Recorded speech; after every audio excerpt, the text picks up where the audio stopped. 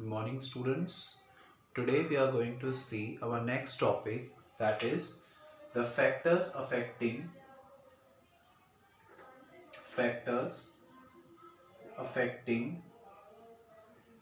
the potential. किसी surface के potential को वो कौन से फैक्टर्स होते हैं जो अफेक्ट करते हैं, that all we are going to see now. Okay, just for revision purpose देख लेते हैं कि what do we mean by potential.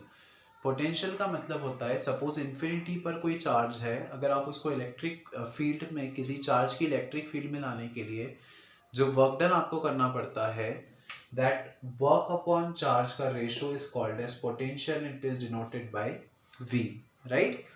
This we have seen already. Just for revision purpose एक क्विक हमने देख लिया. So obviously ये जो V है ये कुछ फैक्टर्स पे डिपेंड करता होगा, मतलब किसी भी पॉइंट का जो पोटेंशियल है वो कुछ फैक्टर्स पे डिपेंड करता है. And what are those factors on which the potential of any point depends, that we will see now. Okay, so the first point, जो सबसे पहला फैक्टर है, सबसे पहला फैक्टर है जिस पर ये पोटेंशियल डिपेंड करता है, that is amount of charge. अगर कोई बॉडी है उस पर ज्यादा चार्ज होगा, V is proportional to V is directly proportional to the amount of charge. Okay, मतलब अगर किसी सरफेस पर चार्ज ज्यादा है तो उसका पोटेंशियल ऑब्वियसली कैसा होगा, ज्यादा होगा, और अगर चार्ज कम है तो पोटेंशियल कम होगा, राइट? अगर यहाँ पे ज्यादा नंबर ऑफ चार्जेस हैं तो वो किसी दूसरे पॉजिटिव चार्ज को लाने में ज्यादा फोर्स ऑफ रिपल्शन लगाएंगे, है ना? और जब ज्यादा फोर्स ऑफ रिपल्शन तो उसके लिए आपको ज्यादा वर्क डन करना पड़ेगा, और ऑब्वियसली जब वर्क डन ज्यादा सो पोटेंशियल भी ज्यादा. सो इन दिस केस अगर अमाउंट ऑफ चार्ज ज्यादा होता है तो जो सरफेस का पोटेंशियल है that will be more, right? जो सेकंड फैक्टर है जिस पर ये पोटेंशियल डिपेंड करता है, the second factor is the area of conductor. Area of conductor. Suppose जिस कंडक्टर की हम बात कर रहे हैं ना, जिस सरफेस की हम बात कर रहे हैं, उस सरफेस का एरिया अगर ज्यादा है तो उस सरफेस का पोटेंशियल भी जो होगा वो ज्यादा होगा. सो V is directly proportional to the area of the conductor. Depending upon the dimensions of the conductor, we can say that जो उसका dimensions है उस dimension पर डिपेंड करेगा किसी भी सरफेस का potential. Now this V is inversely proportional to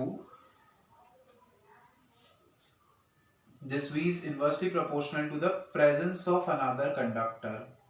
Presence of another conductor near a charged conductor.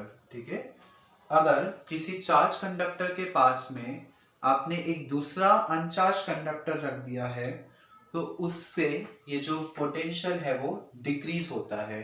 ठीक है, मतलब फॉर एग्जांपल हमने ये कोई प्लेट है, इस प्लेट पर हमने पॉजिटिव चार्ज इंट्रोड्यूस किए, है ना? Suppose we have given positive charge to this plate. अगर मैं इस प्लेट के पास में एक दूसरी प्लेट रख देता हूं, एक दूसरी अनचार्ज प्लेट रख देता हूं, तो क्या होगा, बाय इंडक्शन इस पर नेगेटिव चार्जेस इंड्यूस हो जाएंगे, राइट? और ये जो नेगेटिव चार्जेस हैं वो इस सरफेस, इस प्लेट के पोटेंशियल को ऑब्वियसली क्या करेंगे, डिक्रीज करेंगे, राइट? तो जब हम किसी चार्ज सरफेस के पास में एक दूसरा कंडक्टर रख देते हैं तो उस दूसरे कंडक्टर के कारण उसका पोटेंशियल जो है वो क्या हो जाता है, डिक्रीज हो जाता है, right? So we can say that V is inversely proportional to the presence of another conductor in the near the conductor. Now ये जो V है वो इनवर्सली प्रोपोर्शनल होता है अगर हम दो प्लेट्स के बीच में कोई सब्सटेंस फिल कर रहे हैं, उसके substance field in between two plates. Suppose दो प्लेट्स हैं, है ना, उन दो प्लेट्स के बीच में हम जो सब्सटेंस फिल करते हैं, सपोज ये दो प्लेट्स हो गई, इनके बीच में अगर हमने यहाँ कोई डाइलेक्ट्रिक सब्सटेंस प्लेस कर दिया, dielectric substance we are going to study it in the next part of the chapter. Dielectric substance क्या होता है, अभी के लिए आप इतना समझ लीजिए कि basically dielectric substance acts as an insulator, ठीक है। तो दो प्लेट्स के बीच में जो सब्सटेंस फिल्ड होता है उस पर भी ये जो V है वो डिपेंड करता है, ठीक है। मतलब यहाँ पे अगर हमने कोई डाइलेक्ट्रिक सब्सटेंस प्लेस किया है, डाइलेक्ट्रिक सब्सटेंस को हम डिनोट करते हैं K से, तो इस सब्सटेंस का जो डाइलेक्ट्रिक कांस्टेंट होगा दैट इज K, उतने फैक्टर से जो पोटेंशियल है वो डिक्रीज हो जाता है, ठीक है। तो ये जैसे कि इसका जो पोटेंशियल हो जाएगा वो क्या हो जाएगा, V माइनस के। अगर हमने कोई K इलेक्ट्रिक कांस्टेंट का कोई सब्सटेंस दो प्लेट्स के बीच में फिल कर दिया है तो उस केस में, okay.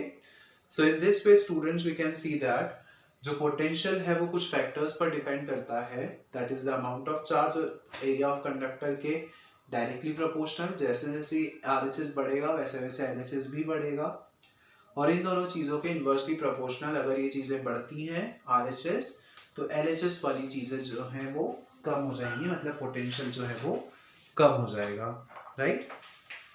So these are the some factors that will affect the potential of a surface. Now we will proceed to our next topic, that is, now the next topic is equipotential surface.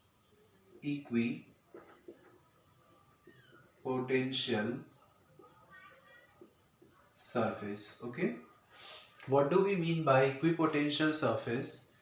Equi शब्द का मतलब होता है equal, और potential is obviously we know that. So जब किसी surface के हर एक पॉइंट पर जो पोटेंशियल है वो सेम हो तो ऐसी सरफेस को हम क्या बोलेंगे, इक्विपोटेंशियल सरफेस, ठीक है। हमने एक कोई सरफेस कंसीडर की, इस सरफेस के हर एक पॉइंट पर जो पोटेंशियल है वो कैसा है, सेम है, राइट। मतलब हम इन्फिनिटी से अगर किसी चार्ज को इस कंडक्टर पे किसी भी पॉइंट पे रख दें, इस प्लेट पे किसी भी पॉइंट पे रख दें, हमको सबके लिए जो वर्क करना पड़ेगा वो कैसा होगा, सेम होगा। So that kind of surface is said to be the equipotential surface. तो अगर हम सिंपल शब्दों में समझें तो एक ऐसी सरफेस जिसके हर एक पॉइंट पर जो पोटेंशियल है वो कैसा है, सेम, तो उस सरफेस को हम क्या बोलेंगे, equipotential surface, okay. Now one by one we will discuss the characteristics of the equipotential surface. जब भी हम बात करते हैं एक equipotential surface की तो उसकी कुछ characteristics होती हैं, one by one हम discuss करते हैं equipotential surface की characteristics क्या होती हैं, okay. First characteristic is जो अभी हमने definition में पढ़ा कि हर एक point पर at every point the potential remains the same, ठीक है। जो पोटेंशियल है वो कैसा रहता है, सेम रहता है।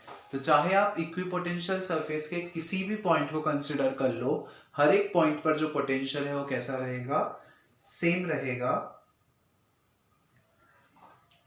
Now the second point is the thing that I have just told you कि अगर मैं किसी चार्ज को या इस इक्विपोटेंशियल सरफेस के किसी भी पॉइंट पे लाना चाहता हूं, ठीक है, तो सिंस हर एक पॉइंट का पोटेंशियल सेम है ना, तो we know that V is equal to W upon Q।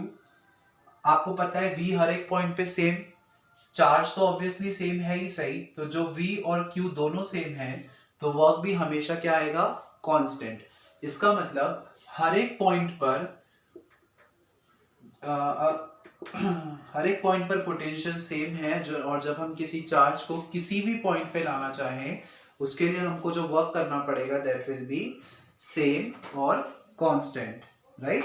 So whenever we want to bring a charge at any point on the equipotential surface then the work done by me should be the equal, right. So जो work done है वो कैसा होना चाहिए, हमेशा equal होना चाहिए, okay. Now The third point is the electric lines of force passes perpendicular to the equipotential surface. जो इलेक्ट्रिक लाइंस ऑफ फोर्स हैं वो हमेशा perpendicular to the equipotential surface pass होंगी. इक्विपोटेंशियल सरफेस के परपेंडिकुलर डायरेक्शन में हमेशा electric lines of force pass होंगी. तभी जो है उसके अंदर इलेक्ट्रिक फील्ड पॉसिबल है. अगर ऐसा नहीं हुआ तो इलेक्ट्रिक फील्ड पॉसिबल नहीं होगी, क्योंकि हमको by the definition of flux पता है कि जब electric lines of force perpendicular direction में पास होती है तभी किसी भी सरफेस के अंदर इलेक्ट्रिक फील्ड पॉसिबल है, राइट. तो इक्विपोटेंशियल सरफेस के परपेंडिकुलर डायरेक्शन में इलेक्ट्रिक लाइंस ऑफ फोर्स जो है वो पास होती हैं. Now two equipotential surfaces can never intersect each other. Okay, दो इक्विपोटेंशियल सरफेस कभी भी एक दूसरे को इंटरसेक्ट नहीं कर सकती हैं. द रीजन इज दैट कि अगर जिस पॉइंट पे वो एक दूसरे को इंटरसेक्ट कर रही हैं उस पॉइंट पर डायरेक्शन ऑफ इलेक्ट्रिक फील्ड जो होगा वो दो पॉसिबिलिटीज हो जाएगी, which is obviously a contradiction, right. दो एक ही पॉइंट पे दो direction of electric field possible नहीं है, इसलिए दो इक्विपोटेंशियल सरफेसेस एक दूसरे को इंटरसेक्ट नहीं कर सकती हैं, right. Now the surface of any charged conductor is an equipotential surface. ठीक है, मतलब every conductor is an equipotential surface. हर एक चार्ज कंडक्टर जो है वो इक्विपोटेंशियल सरफेस होगा. मतलब जितने भी कंडक्टर्स होते हैं वो सब इक्विपोटेंशियल सरफेस होते हैं. ऐसा क्यों? We will see that.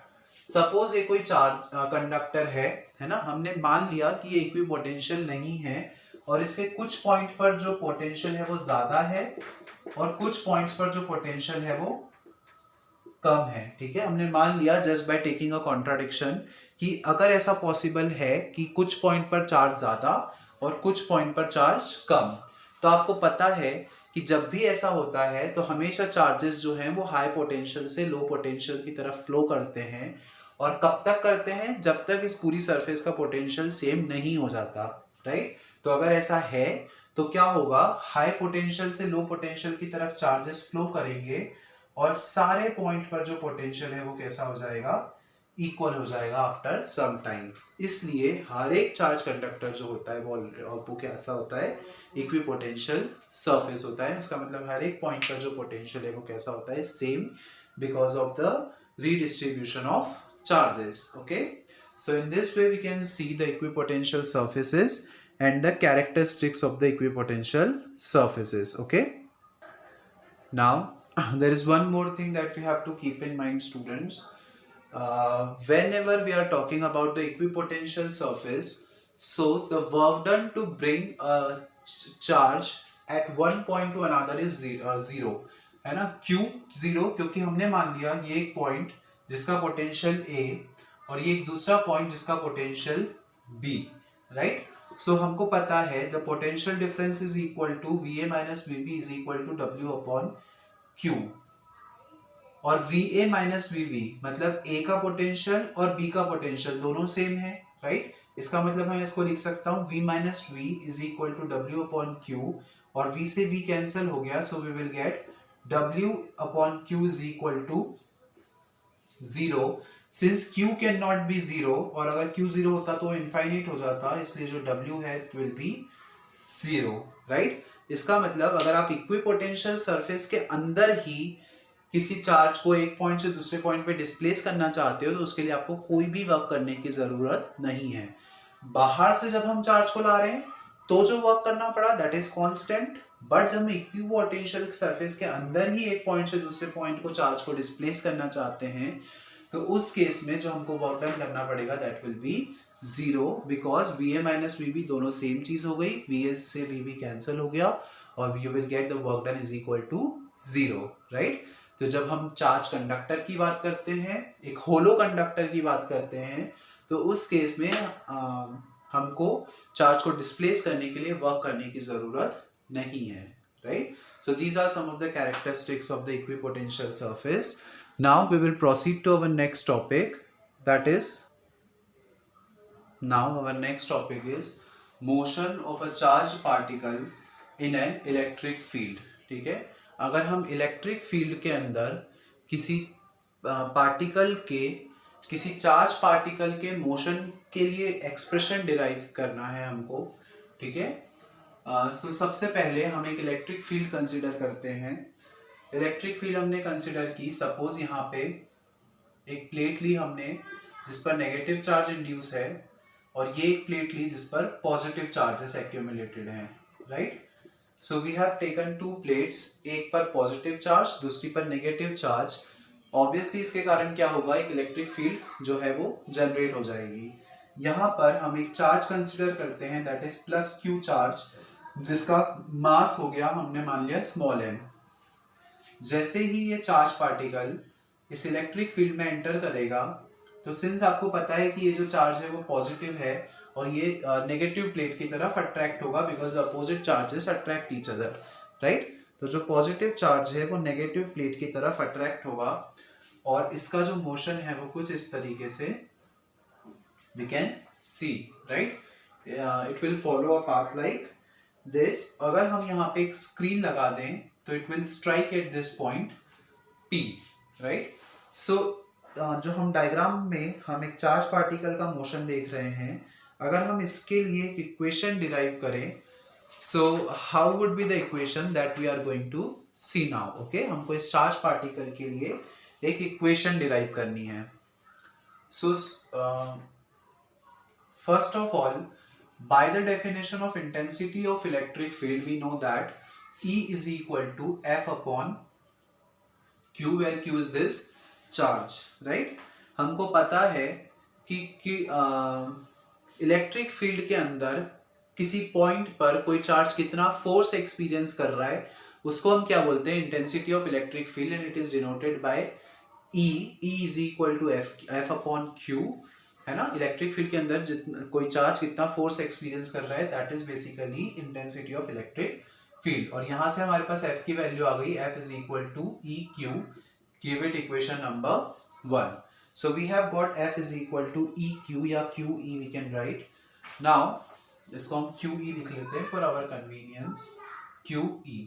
Now by Newton second law students, we know that F is equal to ma, right, where m is the mass and a is the acceleration।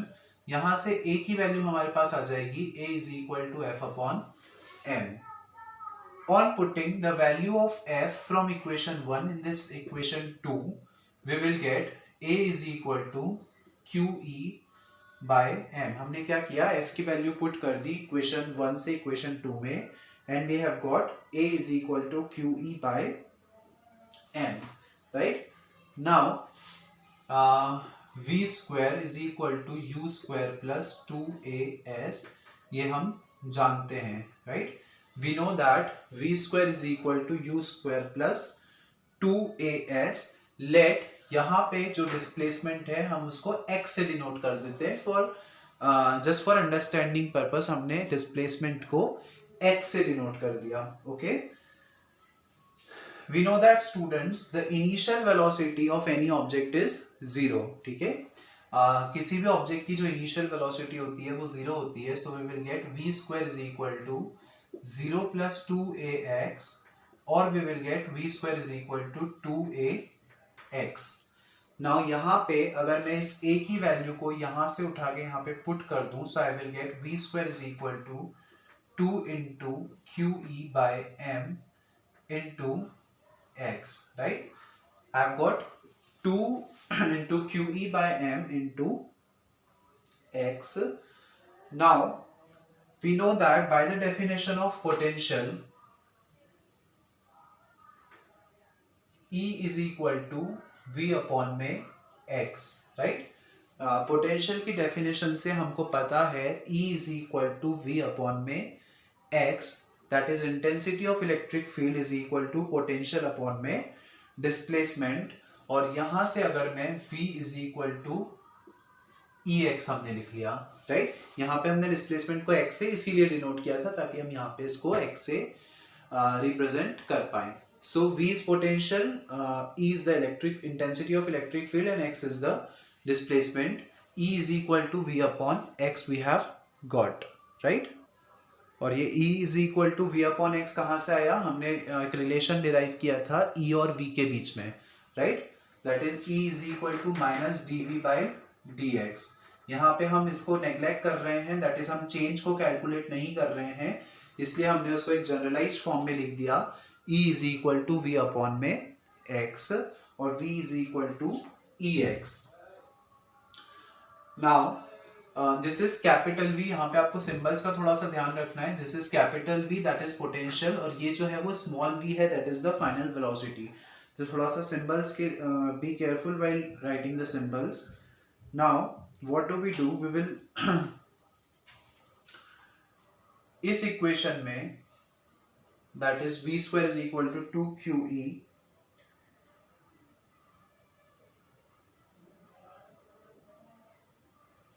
Ex की value, this Ex is equal to capital V, तो अब हम इस Ex की value इस equation में put कर देते हैं। So we will get v square is equal to 2 into q upon m, और इस Ex की जगह पे हम लिख देते हैं कैपिटल V, राइट। सो हमने कुछ नहीं किया, इस Ex की जगह पे कैपिटल V जो वैल्यू हमने यहाँ से डिराइव की थी उसको इस इक्वेशन में यहाँ पे पुट कर दिया, तो Ex की जगह पे हो जाएगा ये कैपिटल V, राइट। नाउ जब इस m को मैं इधर भेजूंगा तो ये हो जाएगा mv square is equal to 2qv, और ये 2 को अगर मैं इधर भेजूं तो it will be mv square upon में 2 इंटू qv, राइट। नाउ ये जो mv स्क्वायर बाय 2 होता है, आपको पता है हाफ mv स्क्वायर किसका फॉर्मूला होता है, it is the formula of kinetic energy, right. So kinetic energy is equal to q into v. So this is basically the equation for the motion of a charged particle in an electric field. मतलब अगर मुझे उस charge की value पता हो और उसकी velocity पता हो तो मैं उसकी काइनेटिक एनर्जी कैलकुलेट कर सकता हूँ just by knowing these two physical quantities, right? So or also you need to know the mass of the charged particle also to find out the kinetic energy of that particle.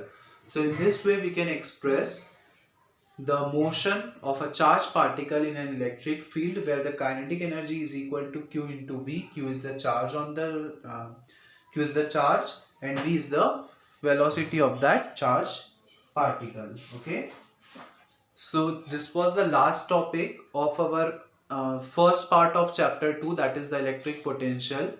From our next class we will start the second part of the chapter, that is the capacitors. Okay, so in that chapter we will talk about the capacity of a conductor, capacitance of the conductor, and what are those factors that will affect the capacity. Okay, so this was the first part जिसमें हमने potential की बात की थी. Second part में we will talk about the capacitance. Okay, so that's all for today's class.